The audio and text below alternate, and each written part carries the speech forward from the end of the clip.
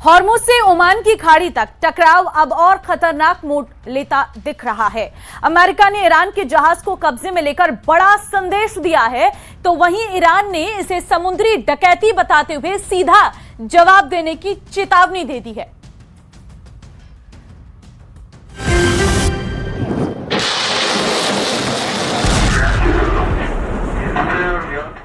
Trump ने Iran के जहाज पर कब्जा कर रेवोल्यूशनरी कमांडरों को भड़का दिया है।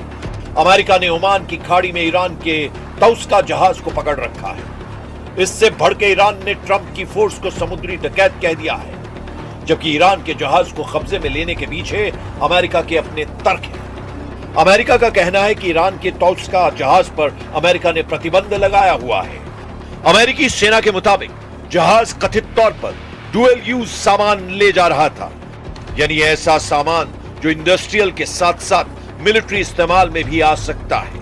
वहीं ईरान के कमांडर ने दावा किया है कि वो अपने जहाज को दुश्मन से आजाद कराने के लिए तैयार है, लेकिन फिलहाल उन्हें जहाज पर मौजूद अपने नागरिकों की जान की परवाह है।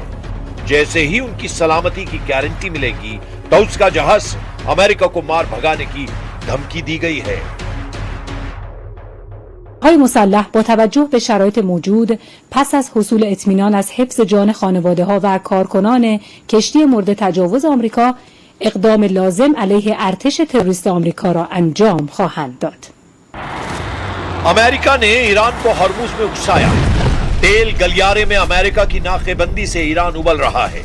ईरान ने ट्रंप से कासिम सुलेमानी और अली खामनेई की मौत का बदला लेने तक दुश्मनी निभाने की कस्में खाई हैं। ईरान के कानून प्रवर्तन कमान के चीफ अली शिराजी ने ऐलान किया है कि जब तक ईरान ट्रंप से कासिम सुलेमानी का बदला नहीं ले लेता, युद्ध खत्म नहीं होगा। अगर सीज फायर समझौता होता भी है तो ईरान अमेरिका और ट्रंप के सामने झुकेगा नहीं। ईरान के वॉर कमांडर्स मानते हैं कि समझौता होने नहीं होने से अमेरिका से दुश्मनी पर फर्क नहीं पड़ने वाला, क्योंकि ट्रंप जिस तरह के ऑफर दे रहे हैं उसे ईरान कबूल नहीं कर सकता। ट्रंप ने ईरान को नए प्रपोजल में 20 साल तक एटम बम नहीं बनाने को कहा है।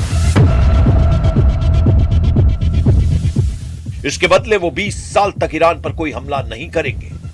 ट्रंप ने इस बार ईरान को $200 अरब फंड अनफ्रीज करने की डील दी है। समझौते के फौरन बाद $27 अरब वो देने के लिए तैयार है।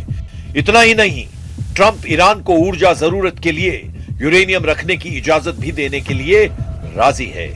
तो फिर ईरान किस बात पर भड़का हुआ है? क्या यह हॉर्मुज स्ट्रेट है? हॉर्मुज में परमानेंट टोल बूथ बनेगा या नहीं, इस पर अभी सस्पेंस है। ट्रंप यूरेनियम का खात्मा अमेरिका में करेंगे या ईरान में, यह भी साफ नहीं। IRGC कमांडर का स्टैंड है कि युद्ध में वो जीते हैं, इसलिए अमेरिका को ऐसी डील ऑफर करनी होगी जिसमें सिर्फ ईरान मुनाफे में हो। रेवोल्यूशनरी कमांडर मोहम्मद रजा नकवी पहले ही बतला चुके हैं कि अब तक युद्ध में उसके लड़ाकों ने जो किया वो सिर्फ ट्रेलर है। सीजफायर खत्म होने के बाद अमेरिका को ऐसा झटका लगेगा जिसकी ट्रंप ने कल्पना नहीं की है। دست برتر با نیروهای ماست. ما دست بالا رو داریم. ما خیلی هدفها رو نزدیم، یعنی خیلی از چیزایی که کارهای مهمتری بوده گذاشتیم برای مراحل بعدی و اگه بخواد کار به این جای جنگ مجدد برسه دست برتر ما داریم. ما تولید نفت رو میتونیم متوقف کنیم 15 میلیون به بالا، 15 میلیون بشکه نفت در روز رو ساقط کنیم، یک سال اصلا تعطیل باشه. خب نخواستیم حالا خیلی مزاحمت‌های به وجود بیاد توی دنیا و اینها، خلاصه صبر کردیم. ईरान के इरादों का कुछ हद तक अंदाजा ट्रंप को लग चुका है, इसीलिए अमेरिका ईरान के जहाजों को जहां भी देख रहा है उन्हें अपने कब्जे में ले रहा है। ओमान की खाड़ी के बाद अमेरिका ने हिंद प्रशांत समुद्री रूट पर ईरान के जहाज पर कब्जा कर लिया है। प्रेसिडेंट डोनाल्ड ट्रंप ने यह भी धमकी दी है कि ईरान ने कई बार युद्ध विराम समझौते को तोड़कर धोखा दिया है। इस बीच ईरान से मिली खबरें ट्रंप की टेंशन दोगुनी कर रही हैं। ईरान ने सरप्राइज हमले की पूरी तैयारी कर ली है। ईरानी मीडिया की रिपोर्ट के मुताबिक ईरान ने दूसरे राउंड में युद्ध के शुरुआती कुछ सेकंड्स में अमेरिकी सैन्य अड्डों और इजराइल के अंदर घुसकर हमले का प्लान बनाया है। ईरान फोर्स ने दुश्मनों को इस बार नरक दिखाने की धमकी दी है। ईरान ने सीजफायर में मिली मोहलत में तैयारी की, नए हथियार बनाए, नई मिसाइलें बनाई। ईरान ने अंडरग्राउंड मिसाइल बेस एक्टिव कर रखे हैं। ईरान ने दावा किया है कि अभी उसकी 70% मिसाइलें युद्ध में लॉन्च होने से बची हैं। इन मिसाइलों की मार इजराइल को झेलनी होगी। अमेरिका के सैन्य अड्डे इनका निशाना बनेंगे।